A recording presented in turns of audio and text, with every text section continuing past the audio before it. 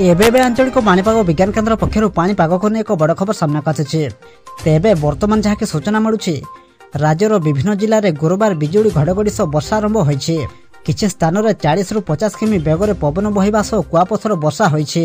बालेश्वर सर्वाधिक 17.6 मिलीमीटर वर्षा रेकर्ड होइतिबा बेले एहा तड़कू मयूरभंज जिलार बारिपदार 3.8 मिलीमीटर वर्षा होइछि।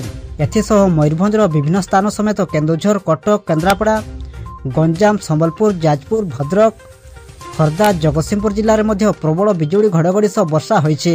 तेबे एहाको नै पाणीपाग विभाग बा एमडी तरफ कौन रही रिपोर्ट से नहीं भिडियो संपूर्ण अपडेट जानवा किंतु ता पूर्व वीडियो को गोटे लाइक करंतु और वीडियो को आपण मानक सांगसाथी मानक अधिक रु अधिक मात्रा शेयर करंतु। जदि आम चैनल रे आपण प्रथम थर वीडियो देखुछंती ताहेले एबे ही चैनल को सब्सक्राइब करी पाखरे थिबा बेल आइकन को प्रेस करी ऑल नोटिफिकेशन ऑन कर रखंतु, जहा द्वारा आगो को पाणीपाग संबंधी लेटेस्ट अपडेट आपण माने सर्वप्रथम आम चैनल माध्यम रे पाई परिबे।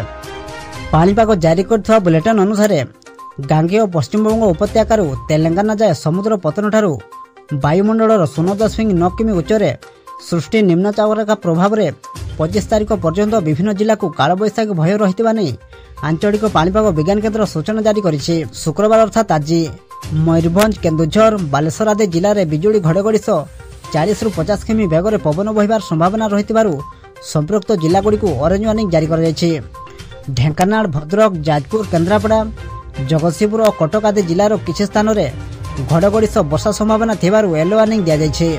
21 तारीख अर्थात आज बेलू वर्षा और घड़घड़ी प्रभाव बढ़िबा नै पूर्वानुमान करा जायछि।